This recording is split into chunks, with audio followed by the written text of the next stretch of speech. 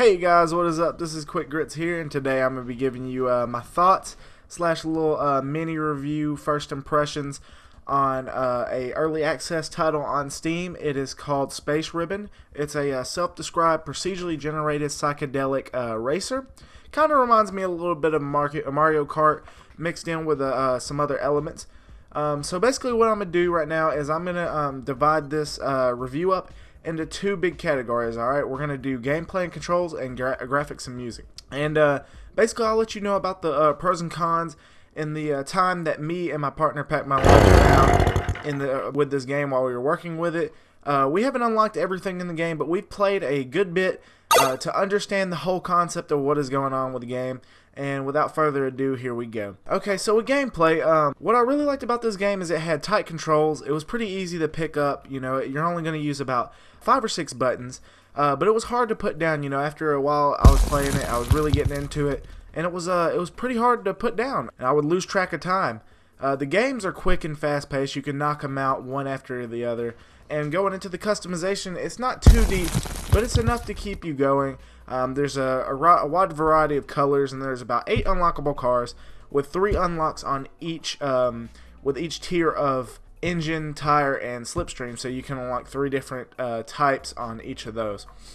And you also have different game modes. You have the Panda course, which is the easiest mode. The Halloween course, which was just newly added into it for a Halloween update. It's medium. And then Tiger course, which is the hardest of the 3.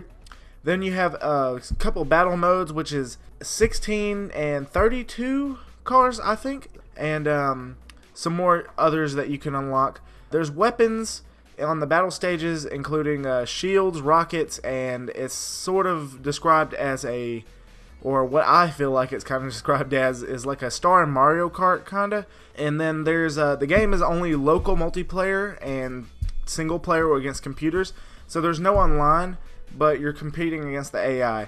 The AI are pretty intelligent, but can be annoying after a while, since sometimes, especially on the harder courses, it seems like they're just out to get you by like trying to hit you or spin you out, which is pretty easy to do. Even I found myself spinning out on the courses even without being touched by other AIs a whole lot.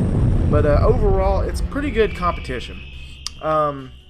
So I had already described that this game was an early access title on Steam, which means that they will the developers are going to continue working on it. It's not a full market game yet. It's not fully developed. They don't have all the kinks out of it yet, so there are some bugs, and I'm gonna go ahead and just tell you really quickly about the bugs. So there's a bug where if you start up one of the larger races, the 1632 car races, you have an option to boost up the starting lineup like in Mario Kart, and there's usually a big pile up of the cars. About 10 cars will get piled up right there, and especially if you boost, you'll boost right into them, and it kind of just delays you. And that's something that I kind of, you know, ruined a little bit of the bigger races for me, but I still enjoyed it. Probably the biggest one for me, though, with the bugs was at some points you would find yourself getting, you know, hitting the wall or hitting another AI or something, and get knocked up into the air. What would happen is either, you know, you'll either fall back down onto the course, or sometimes you'll just go flying off into the galaxy, which is, you know, it would kind of, you would lose the whole game basically, because it was very hard to get back on the track of the game. But I feel like that will get fixed. And so let's move on to graphics. With the graphics, I really enjoyed the color scheme of the game. It had a very warm and trippy, like, highlighter colors, which I really enjoyed that.